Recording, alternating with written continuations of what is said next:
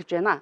За бид өнөөдөр та бидний одоо өдөр тутамдаа байнга хэрэгэлдэг хүнсний бүтээгдэхүүн болох хүнсний ногооны чанар аюулгүй байдлын талаар ярилцахаар студиуд зочид урьлаа. За мөн 7012 7005 гэсэн дугаарын утас үзэгч та бүхэнд одоо нээлттэй байгаа. Та бүхэн яг энэ сэдвийн хүрээнд зочдоос асуух асуултаа бас тавиарай. Нэвтрүүлэгтээ идэвхтэй оролцоорой гэж хүсье.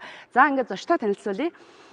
Мэргэжлийн хяналтын ерөнхий газрын ургамал 20 цэрийн улсын ахлах байцаагч Туяа, нийслэлийн мэргэжлийн хяналтын газрын ургамал 20 цэрийн улсын ахлах байцаагч Булган нар студид ирсэн.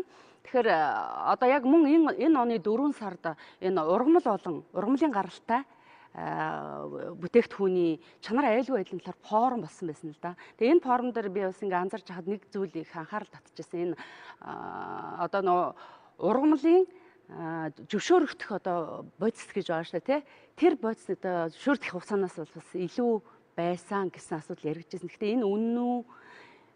Энэ талаар эхлээд. Сайн бацгаана уу та бүхэнд энэ үчийн мэндийг хүргэе. 2018 оны 4-р сард буюу 4 сарын 16-наас 17 оны хооронд бол хүнс хөдөө аж ахуйн яам, мэргэжлийн хяналтын ерөнхий газар, нэгдсэн үндэсний байгууллагын хүнс хөдөө аж ахуйн байгууллагаас хөдөө аж ахуйн их сургууль болон ургамал хамгааллын эрдэм шинжилгээний хүрээлэнтэй хамтран ургамлын гаралтай түүхийд бүтээгдэхүүний чанар аюулгүй байдал гэсэн үндэсний хэмжээний форумыг бол зохион байгуулж ажилласан байгаа. Энэ үндэсний хэмжээний форумд нийт дээр дурдсан байгууллагуудын төлөөлөл мөн ургамлын гаралтай түүхийд бүтээгдэхүүн бэлтгэн нийлүүлдэг аж ахуй нэгж иргэнний төлөөлөл болсон нийт 180 гаруй төлөөлөгчд оролцож асуудлаа бол тулгамдж байгаа асуудлаа бол ярилцаж шийдвэрлсэн тодорхой хэмжээний цаашид авах арга хэмжээний санал бол боловсруулж хөрвүүлсэн. Тэгэхээр мэдээж хамгийн түрүүнд ургамлын гаралтай бүтээгдэхүүний чанар аюулгүй байдал гэдэг бол ерөөсөө манай нийгэмд яригдж байгаа гол асуудал байгаа тийм. Тэгэхээр иргэд хэрэглэгч одоо иргэд буюу хэрэглэгчийн маань ганц тулгамдсан төгшөөд хөрвүүлдэг асуудал маань энэ ургамал хамгаалах химийн бодис буюу пестицид гэж бид ерөнхийд нэрлэдэг. Энэ бодис үнэхээр аюултай түвшинд байна уу? Бидний эрүүл мэндэд үнэхээр сөрөг нөлөө үзүүлэх үү гэдэг асуудлыг бол мэргэжлийн хяналтын байгууллагаас бол байнга асууж лавлаж байдаг. Тэгэхээр манайх энэ форумын хүрээнд мэдээж тулгамдсан асуудлаа бол хоорондоо ярилцсан, иргэн аж ахуйн нэгжтэй ярилцсан байгаа. Бэлтгэн нийлүүлэгчтэй хэрэлцэж шийдвэрлсэн. Гэхдээ энэ бол яг таны хэлсэнчлэн яг энэ харанга дэлдээд аюулын харанга дэлтсэн асуудал бол биш. Энэ бол яг бэлтгэн нийлүүлэгч буюу ургамлын гаралтай түүхийд бүтээгдэхүүн тариалдаг хүнсний ногоочдын маань ургамал хамгаалах химийн бодисын хэрэглээг бол яг нөгөө дур мөдөн мэдлэггүйгээсээ хэтрүүлэгч яг нөгөө ургалтын хугацаанд нь зохих хугацаанд нь хэрэглэхгүй байх тохиолдлууд бол гардаг. Тэрнээс бол дэлхийн нийтээс үед бол 1970-аад оноос хойш одоо пестицид одоо өөрөөр хэлбэл инсектицид буюу хорчтны эсрэг химийн бодисыг бол ургамал хамгаалалт хэрэглэхдээ аль болох перитроид буюу одоо халуун цустай амьтанд хор хөнөөл багтай амархан задардаг ургамалд бүтээгдэхүүнд үлдэц багтай химийн бодис хэрэглээд эхэлсэн. Энэ нь бол манайд ч гэсэн ороод ирсэн энэ төрлийн химийн бодисуудыг бол түлхүү хэрэгжилж байгаа. Яг форумын хувьд бол мэдээж дан ганц химийн бодисын хэрэглээнээс гадна бол нөгөө IPM буюу ургамал хамгаалах цогцлбор арга буюу одоо зөв зохистой хэрэглээг сустачлах те хөдөө аж ахуйн зохистой дадлыг бий болгох мөн түншлэг яг тариаланчид болон бэлтгэн нийлүүлэгчдийн хувьд ямар асуудал тулгараад байгаа хяналт тавьж байгаа байгууллагын хувьд ямар асуудал тулгарч байна сургалт зохион байгуулдаг одоо сургалт хөдөө аж ахуйн их сургуулийн хувьд ямар асуудал тулгарч байна за хүнс бодлогын хэмжээнд ямар асуудал тулгарч байна гэдэг асуудлууд бол яригдсан байгаа маа. Нэгэнт одоо бүгд ургамал хамгааллын энэ бодис гэдээ яриад эхэлсэн чинь энэ чинь мэдээж хэрэг нөгөө бордон дээр чинь бас энэ асуудал яригдаж таарах уу? Эсвэл зөвхөн нөгөө хортон шавьшаас хамгаалах бодисыг ярьж гэнэ үү ургамал хамгаалал дээр бордон дээр бас яригдах уу энэ асуудал? Бордоо бол одоо бас өнөөдөр хамгийн чухал байгаа шүү дээ. Импортын ч вэ, дотоодын ч вэ үйлдвэрлэгчдэд. Ер нь ургамал хамгаалах зориулалтаар хэрэгжилж байгаа одоо ургамал хамгааллын бодис бордог бол ерөнхийдөө дэлхийн нийтээрээ пестицид гэж нэрлэж байгаа. Ер нь бордоо маань ч гэсэн бас ер нь одоо аюулгүй гэж огт хэлж болохгүй. Одоо бордогч гэсэн одоо зөв зохистой тий одоо хөрсөндөө одоо ямар химийн элемент дутуу байна тий одоо хөрсний шинжилгээ хийснийхаа үр дүнд бол одоо азот нь дутуу байна уу, фосфор нь дутуу байна уу тий яг тэр хэмжээгээр нь хийх бол зайлшгүй шаардлагатай байдаг. Хэрвээ илүү хийх юм бол бас л одоо сөрөг нөлөөтэй. Тийм. Яг хөө хэдэн жилийн өмнө нэлээд нэг тэмцэнсээс бас дэгдэжсэн л да тийм ээ. Пестицидийн үлдэгдэл хүнсний ногоонд байсан ингээл сүулдэ байгаагүй болж таарсан. Тэгэхээр хэрэглэгчдийн хувьд бол бас нэг эргэлзээ ямагт байгаад идэг. За энэ ч одоо хятад ямар одоо бордоогоор бордоод байгаа юм тий. Дээр нь одоо энэ бордоо чинь химийн гаралтай химийн бус гэж бас байна уу тий? Хоёр төрөл байна уу? Тийм. Бордоо бол органик бордоо байгаа. Тэр нь бол мал амтнаас гаралтай одоо сангас тэрүүгээр хийсний нь бол органик бордоо гэж байгаа. Тэгээ химийн гаралтай нь болохоор одоо цэвэр хими гэж юм хоёр төрлийн бордоо байгаа юм тий. За үзэгч авъя. Үзэгч холбогдож байна. За утас тасарсан байна. Үзэгчтэй олон нийтийн цаг нэвтрүүлэг шууд үзэгч та бүхэнд хүрж байгаа. 7012 7005 дугаарын утас яг студиуд ажиллаж байгаа. Байна уу? Байна уу? Байна уу? Байна уу? Холбогдсон байна та? Байна. Та холбогдсон байна. Орой минь төргий. Орой минь төргий холбогдсон байна та. Байна уу? За үзэгчтэй. За энэ үзэгчийн утсыг таслая. Бас үзэгчтэй анхааруулхад манай нэвтрүүлэгтэй холбогдож байгаа үзэгчид одоо утсаараа яг яриад телевизээсээ бас холдоо ороод. Тэгэхгүй бол утсанд ингээд саатал гараад тасраад байгаа шүү гэдгийг анхааруулъя. 7012 7005 дугаар утсанд холбогдоорой. Байна уу? Байна уу? За холбогдсон байна та? Байна. Холбогдсон байна та? Байна. Байна. Таныг сонсож байна. Таныг сонсож байна. Олон нийтийн цаг. Байна. Та асуултаа асуугаарай. Байна. Та асуултаа асуугаарай. Сонсож байна таныг. За энэ утас нэг л болж өгөхгүй байна да. Энэ үзэгчид маань өөрсдөө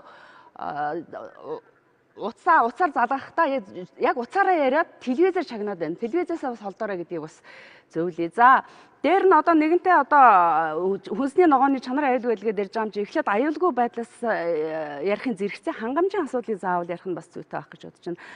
Яг энэ жилийн байдлаар одоо 2018-аас 19 онд манайх одоо импортоор хичнээн хувийг авж байна. Дотооддоо хичнээн хувийг тайруулж байна гэдэг хангамжийн асуудал дээр бас мэдээлэл өгөөч. Одоогоор бол ургац цураалт бол нэг 50 гаруй хувьтай явагдаж байгаа юм мэдээ байгаа. Ер нь статистик мэдээг ингээ харахад улсын хэмжээнд бол нэг төмөс манай улсын хэрэгцээ бол жилдээ нэг 180 мянган тонн тий төмөс одоо нөгөө хүнсний ногооны хэрэгцээ бол нэг 190 мянган тонны ийм юутай байт юм лээ. Тэгээ одоо манайх бол яг төмсний хувьд бол ерөнхийдөө бараг 100% хангах боломжтой юм мэдээ байгаа. Хүнсний ногооны хувьд бол бүрэн хангах боломжгүй ер нь нэг 50-60% хангах болов гэсэн бодолтой байна. За импортын ногоон дээр одоо хяналтыг ер нь мэргэжлийн хяналт яг яаж тавьж байна? Ер нь импортын гэлтгүй ер нь энэ хүнсний ногооны аюулгүй байдал бол мэргэжлийн хяналтын байгууллагын байнгын хяналтанд байдаг. Бид бол жил бүр мэргэжлийн хяналтын ерөнхий газрын даргын баталсан одоо өдөр дэмжийн дагуу ингээд 3 үе шаттай бол хяналт шинжилгээг бол жил бүр хийдэг байгаа. Одоо яг ингээд хавар одоо хадгалтын үед нь тий 100 яг ургалтын хугацаанд одоо өвчин хортон гарч байгаа тэр үед ингээд намар нь болохоор одоо яг шинэ ургацын ногоон дээр ингээд аюулгүй байдлын бол шинжилгээнүүд бол банк хийгддэг. Тэгээ одоо бол ургац сураалт дуусаагүй байгаа болохоор шинжилгээ бол хийгдэж байгаа. Одоо аймагуудаас ирсэн мэдээгээр бол нэг 2000-аад орчим дээжинд бол шинжилгээ хийгдсэн. Энэ дүнгээр бол одоогоор бол чанар аюулгүй байдлын гол үзүүлэлт болох пестицидийн үлдэгдэл бол одоо зөвшөөрөх хэмжээнээс хэтэрсэн ийм дүн мэдээ гараагүй байна тийм. За үзэгч авъя. Байна уу? Байна уу? Оройн төргий. За оройн төргий та асуултаа тавиарай. Танаа утсаас нэг л болохгүй байна. Харин тийм байна. Тий аваад тэгээ эргээд таслаад байна өөртөө. Тийм байна. За та асуултаа асуугаарай. Ногооны талаар асуухад байна л да. Одоо энэ ногоог тэгээд иргэд яаж мэдэх ёстой юм бэ? Тэр одоо хугацаа яад хадгалт мадгалтын тэр талаар мэдээлэл байхгүй. Тэгээд дээр нь одоо энэ бид нар ч гэсэн аваад идэх автобусны руудын хажуугаар ингэ лигнээ сууцгаадсан байна. Хүүхдүүдийн ногоо дарж.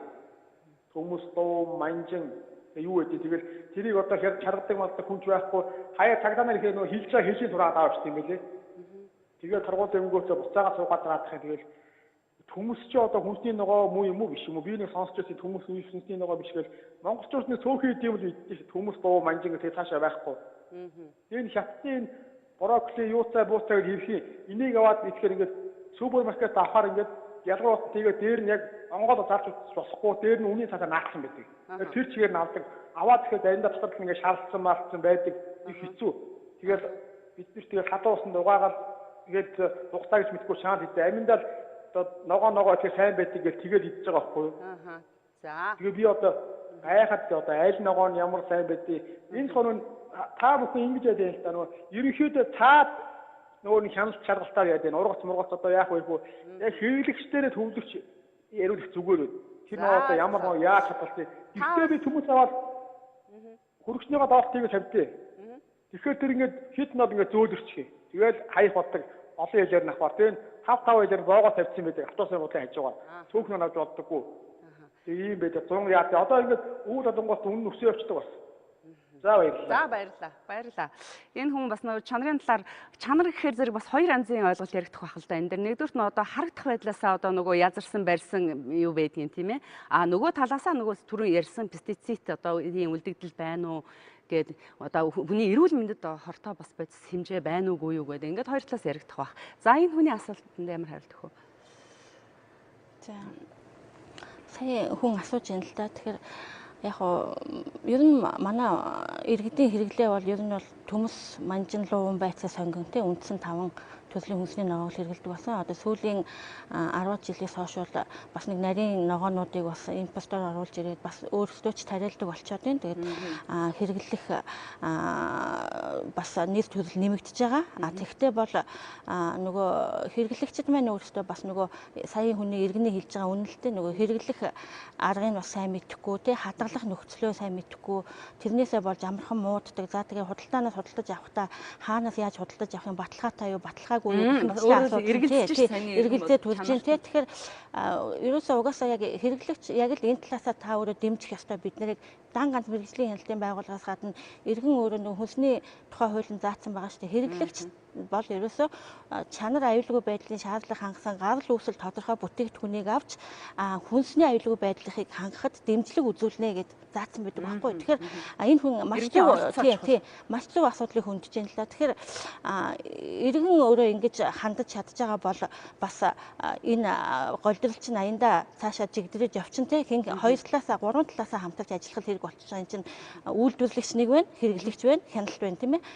Тэгэхээр яг тухайн хүнсний ногоо чинь нэг гол онцлог нь болохоор маш их хэмжээний өөртөө ус агуулдаг учраас хадгалалтыг ерөөсөө даах нөхцөл бол онцгой нөхцөл шаардна. Мэдээж хүмүүс хамгийн хадгалалт гайгүй даадаг нь тэгэхээр нөгөө бидний 5 төрлийн нэрлээд байгаа бүтээгдэхүүн тийм хадгалалт хасангүй хамаагүй сайн даадаг болохоор хүмүүс хэрэглээд байна те. Гэтэл нөгөө навчит ногоо яриад байгаа брокколи ч юм уу салат навч ч юм уу юуцай буйцай гэдэг ингээд яриа явахаар чиг тодорхой хэмжээний 75-аас 85% чиг шилтэй осчонд ерөөсөө нэг 2-3 хоног хадгалаад шалбаагаад унцдаг идэхэд хэцүү болчихж байгаа тийм. За уучлаарай. Тэгэхээр саяны иргэн бол за тэр нарийн ногооны талаар ярьсан. Хоёрдугаар тэр автобусны буудлын хажуугаар ингээд савлцсан юм задгаа худалдаж авч байгаа худалдааны талаар ярьж штэ. Би бол ойлгохдоо одоо энэ буудлын дээр зарж байгаа ногоонд бид нэр итгэхгүй юу гэдэг асуудлыг ярьж байна л гэж би ойлгож байна. Тэгэхээр энэ дээр ямар нэгэн хяналт байна уу? Ийм ногоонд итгэх үү? Байлгүй яг ер нь нийслэлийн мэргэжлийн хяналтын газар болон одоо нийслэлийн захирагчийн ажлын албанаас бол ялангуяа дотоодод тариалж байгаа хүнсний ногоочтой дэмжиж нийслэлийн 27 цэгт бол хүнсний ногоо худалдаалах зөвшөөрлийг бол олгоцсон байдгийг. Одоо өөрөөр хэлбэл янз бүрийн нөгөө худалдааны цэгүүд төвлөрсөн цэгүүд байгаа шүү дээ. Энэ чигээс худалдаж авахд бол та эргэлзэх юм байхгүй.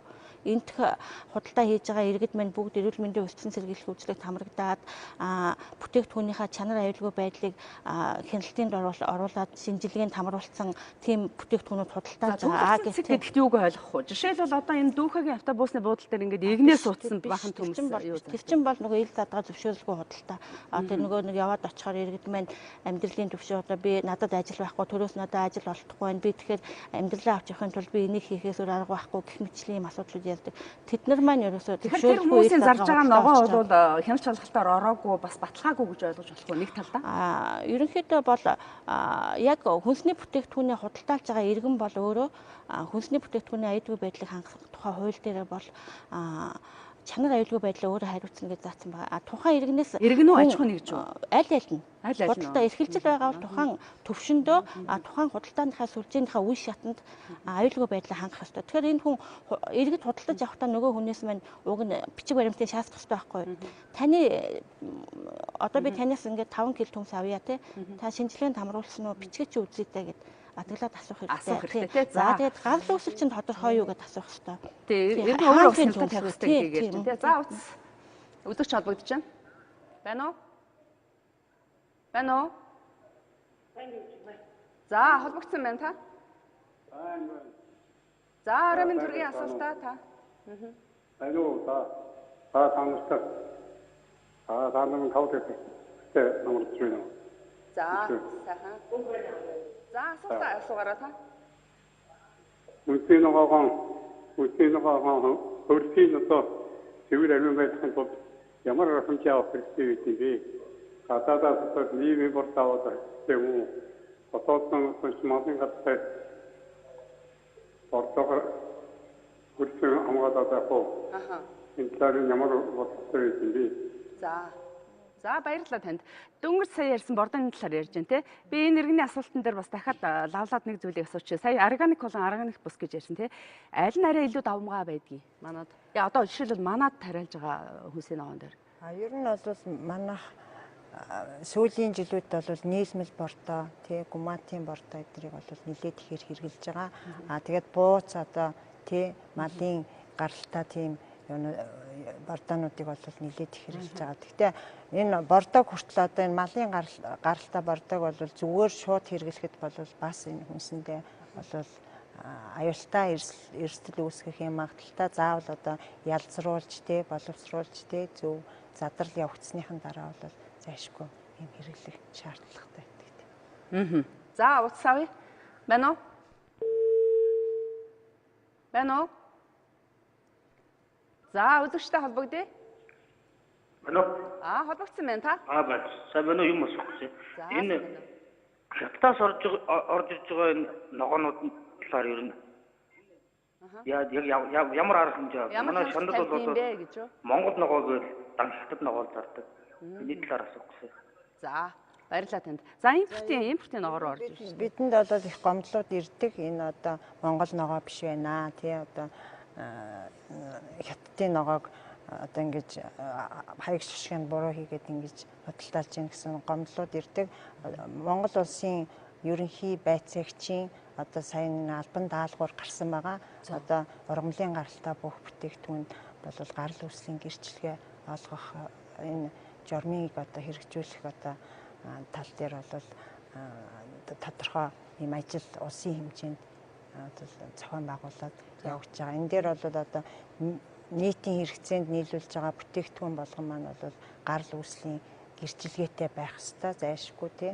Энэ нь бол одоо тухайн ногоог хаана тариалсан тий, ямар бордоо бодис хэрэгэлсэн тий, одоо чанар аюулгүй шаардлага хангасан байна уугүй юу тий. Тэр бүгд дээр нь бол тодорхойсон ийм бичиг байгаа. Тэгэхээр иргэн гэрчлэгийг хаанаас олоод юм?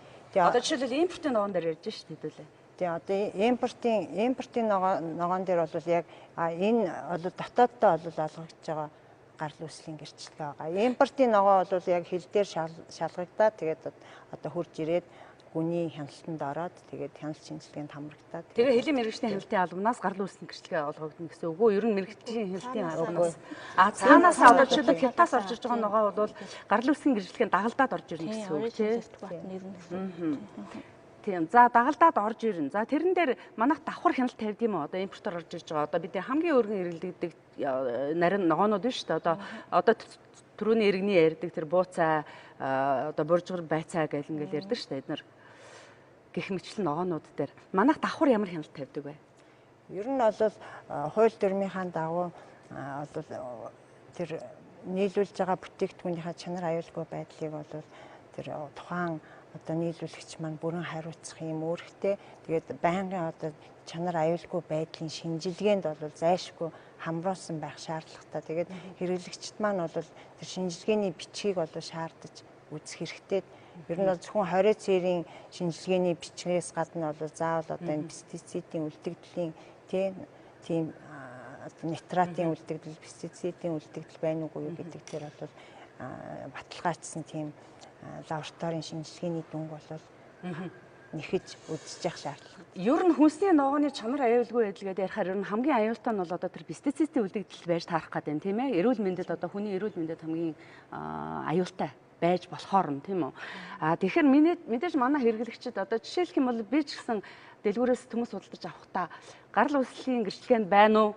Одоо пестицидийн үлдэгдэл байгаа эсхийг одоо шинжилсэн те лабораторийн шинжилгээ байна уу гэж бол огт асуудаггүй авдаг шүү дээ бид хэрэглэгчд бид нар ер нь асуудаггүй. Тэгэхээр энийг бол заавал бас асууж явах шаардлагатай байгаа юм байна те. Яг тэгвэл хажуугаар нь бас одоо нөгөө хулгайн гэдэг юм уу янз бүрийн хяналтаар ороогүй ногоо ороод ирсэн байхыг үгүйсэхгүй үстэй.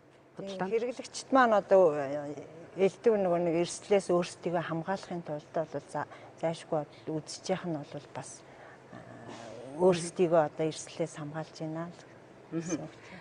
Би сая сүүлийн асуултад давтаад асуу. Ер нь манай мэргэжлийн хяналтанд ороогүй бас одоо хулгайн байдлаар ч юм ороод ирсэн ногоо худалдааж авахыг үүсэхгүй үстэй. Энэ дэр ямар хариулт өгөх вэ?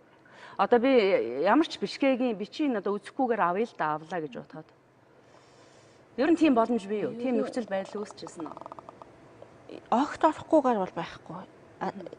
Одоо импортоор орж ирж байгаа ногоо гэхтэл замын үед хэлийн бомбтэр бол хяналтанд ороод тий ямар ч гэсэн чанарын болон тодорхой хэмжээний пестицид үлдэгдлийг чанарын илрүүлэх шинжилгээнд бол хамруулад орж ирж байгаа. Гэхдээ яг хоо зарим нийт төслийн дундаас нь хаягдах тохиолдлууд бол байж болзошгүй. Гэхдээ дотоодод ороод ирсэн бүтээгдэхүүнийг бол манайх мэргэжлийн хяналтус байгууллагаас гарч байгаа удирдамж байдаг төлөвлөгөөт бусдад хяналт шинжилгээ урьдчилан сэргийлэх гэдэг энэ шалгалтуудын хүрээнд бол тухайн бүтээгдэхүүнээс яг ургамлын гаралтаа бүтээгдэхүүнийхээ чанар аюулгүй байдлаас нь дээж аваад хяналт шинжилгээнд хамруулад гарал үүслийг үзэж явцдаг. За тэгэхээр бол хулгайгаар орж ирэх боломжгүй л гэсэн үг юм байна тий. За үзэгч авъя. Байна уу? Байна уу? За холбогдсон байна та? За байна ороод бүгдэн дарамт дөргий. За. Нэг зүйл авлаа. Энэ хятад судалгаа нөгөө яг бүрэн хяналтанд сая ярьлаа. Яг энэ баталгаатай хэлж чадж байна уу? Энэ за ойлгож байна. Хятад ногооны замбраагүй худалдаан дээр архив хяналт байдаг юм тэрийг нь лавлах гэдэг. За баярлалаа танд. Хятад ногооны хятадаас орж ирж байгаа хүнсний ногоо болгон бол ерөөсөө мэргэжлийн хяналтын байгууллагаас импортын гэрчлэгээтэй оруулж ирж байгаа. Тэгэхдээ одоо ингээд жишээлбэл цагаан бодоо ч юм уу өөр юуг бол тариалангийн талбай дээр нь очиж эхлэж бас нэг шинжлэх барих тийм юу байд юм байл шүү дээ. Тэгээд яг нөгөө байнгын харилцаатай орон гэдэг утгаараа хятадаас бол хийдэггүй бах тий. Шууд дагалдах бичгтэн л оруулж ирдэг болов. Тэр дээр ямар тайлбар өгөх вэ? Хэрэгслийн үнэлгээ хийхдээ өмнө нь хийхгүй одоо тэр төмс тариаж байгаа хятадын тэр хотуудад очиж юу? Тий хэлийн мэргэжлийн хяналтаас бол тэрэн дээр хяналт тавиад хэрэгслийн үнэлгээ хийгээд нөгөө яг 20 цэстэй бүсүү тухайн бүс нутагт ямар өвчин хооллогч голон цонхилж исэн бэ? Манад байгаа юу байхгүй юу гэдэг судалгааг бол хэлийн мэргэжлийн хяналтаас бол хийж импортын зөвшөөрлөө олгодог байгаа. Анх нөө импортлох зөвшөөрөл олгохтой тий тухайн аж ахуйн нэгж тий. Энийг яагаад асуугаад байна гэвэл өнөөдөр үнэхээр одоо хүнсний аюулгүй байдалтай холбоотой янз бүрийн өвчлөл ихээр бий болж хүмүүс одоо идж байгаа хүнсэнтэй эргэлзэхэд хүрж байгаа л да. Тэгэхээр хамгийн их иддэг хүнс бол одоо яалтч байхгүй энэ хүнсний ногоо орчиж байгаа. Тийм учраас бид нар энэ идж байгаа ногоондоо баталгаатай байна уу үгүй юу гэдэг дээр хин хөнгөө л эргэлзэж байгаа өнөөдөр тийм ээ. За утас авъя. Байна уу? Байна уу? Байна уу? За энэ утас тасарчих шиг боллоо. Тэгэхээр байна уу? Байна. За холбогдсон байна. Холбогдсон байна. Та холбогдсон байна. Асуугаа байна. Байна. Та холбогдсон байна. Асуултаа асуугаарай. За би нэвтрүүлэг анхааралтай үзэж байна. За. Шууд асуугаарай. Цаг бага байна бидэнд. Би өөрөө ногоо тарьдаг хүн л дээ. За. Яг үйлдвэрлэгч юм. Аха. Тийм учраас надад гарал үүслийн бичгийн чинь талаас асуудлыг сайн мэдчихэв. За. Тэгэхээр наад бүх ногоо нийлүүлж байгаа орон нутгийн ногоо гал үүслийн бичгтээ ордгоо гэвэл оруулах гэж одоо шаардаж гэж түүнийхэн дагуу биднэрт бол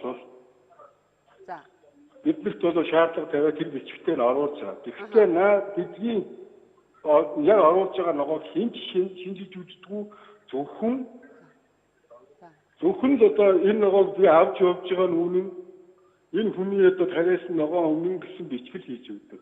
Тэрнээс биш наад чинь ямар нэгэн одоо шинжилгээ одоо юу хийгдсэн аюулгүй гэсэн баталгаа гаргаж өгж байгаа могт байхгүй.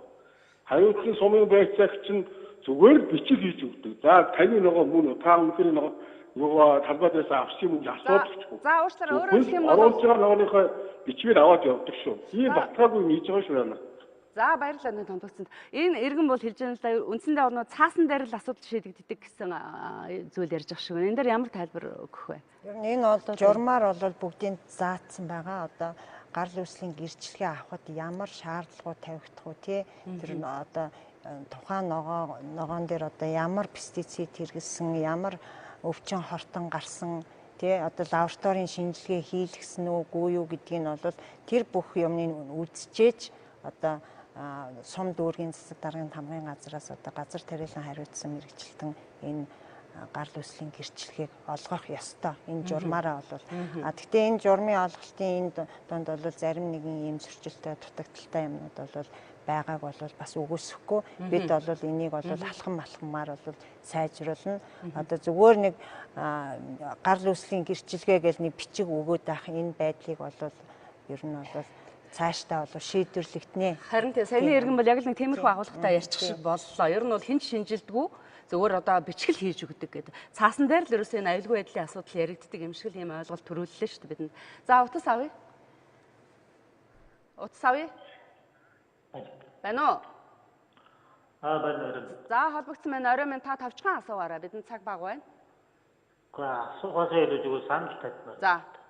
Одоо энэ ер нь бол улс орны хэмжээнд энэ хавдар өвчлөл бол аяараа дэмждэг жил 40000 хүн гэдэг чинь. Энэ одоо өөрөө хятадаас орж ирж байгаа энэ ногооноос болж байгаа гэдэг нь тодорхой шүү дээ. Улс орны хэмжээнд одоо төрийн хэмжээнд энэ хятадаас орж ирж байгаа хүнсний ногоог одоо шууд хоригдлоо. Ийм аюултай нөхцөл байдал үүсчихэд байгаа ч одоо тэгээд ер нь энэ мэрэгжлийн хяналтмaalт энэ гал үүслийн бичгээр ерөөсөө шийдэх асуудал биш юм. Төрийн хэмжээнд энэ хятадаас орж ирж байгаа ногоог шууд зогсоох шүү дээ. За. Хүн гэдэг чинь одоо Иракд 9 жил болоход Америкийн зэрэг 4000. За ойлголоо. Таны асуултыг ойлголоо. Үндсэндээ өнөөдөр бол хүнсний аюулгүй байдлын асуудал бол Монгол улсад бүр аюулын харга дэлтчихсэн. Энэ бол яалч арахгүй үнэн мэргэжлийн бүх л байгууллагууд энийг бол хүлээн зөвшөөрдөг. Яг гэвэл нөгөө ихэнх хүнсээ 70-80% нь импортоор авдаг учраас тий. Тэгэхээр би зүгээр сая энэ хүний асуултан дээр юу асуух гэж нэг бол бидэнд одоо ерөөсө ганц минутын хугацаа байна л да. Ер нь өнөөдөр бид нар хүнсний ногоог ярьж байгаа учраас хүнсний ногооны аюулгүй байдал дээр аюулгүй байдлын төвшинг ерөнхийд нь тодорхойлж үзсэн үү ер нь? Яг энэ дээр аюулгүй байдлын төвшинг тодорхойлсон уу? Ер нь ямар төвшөнд гарч ийн гэдэг дээр товчхон хариулт өгөөч. Ер нь бид нар бол лабораторийн шинжилгээгээр бүх зүйлийг баталгаажуулж байгаа. Лабораторийн шинжилгээгээр одоо энэ аюултай, энийг хэрэгжилж болохгүй, энэ хүний биед хортой гэсэн зүйлүүд бол хэрвээ гарах юм бол мэдээж тэрийг бол хориглоно. Одоогоор бол ер нь бол аюулгүй байдал ер нь хяналтанд байгаа. Яг хөө зүгээр юу л да өнөөдөр зөвхөн хүнсний ногоо ярьж байгаа учраас ургамал болон ургамлын гаралтай гэхэр нөгөө л бидний хэрэглэдэг ургамлын тос заа тэгээд нөгөө байнгын хятадаас авч ирдэг нөгөө жимс чинь бүгдөө ингээд ороо явчихж байгаа шүү дээ. Тийм ээ маш өргөн хэрэглэдэг, өргөнөөр хэрэглэдэг гэсэн үг. Тэгээ энэ дээр л одоо хяналтыг ер нь бол хүнсний агентлаг байгуулах тухай асуудал засгийн газрын түвшинд яригдчихсэнийг би санаж байна. Энэ бол ягаад гэвэл шууд Монгол хүний аюулгүй байдалтай, эрүүл мэндтэй холбоотой учраас энэ дээр ямар бас санал хэлэх вэ? Маш товчхон. Хэдхэн секунд вэ? Ер нь бол тэгээ сая иргэний хэлж байгаа зөвлөлтөө аюуллын харанга дэлтсэн аль болох иргэдийнхээ эрүүл амьдрах орчингэл бид нэр хангах ёстой тий. Тэгэхээр мэдээж бодлогын хэмжээнд бол цаашид шийдвэрлэх асуудлуудыг сая нөгөө форумын хүрээнд бол ярилцаад холбогдох газруудад нь бол манайх хөргүүлсэн байгаа. Тэгээ энэний хүрээнд бол шийдэгдэнэ гэж найдаж байгаа. За баярлалаа. Архин үзэгчдээ олон нийтийн цаг нэвтрүүлэг энэ удаагийн дугаар өндөрлөж байна. Дараагийн дугаараар иргэд уулзъя. Баяртай үзэгчдээ.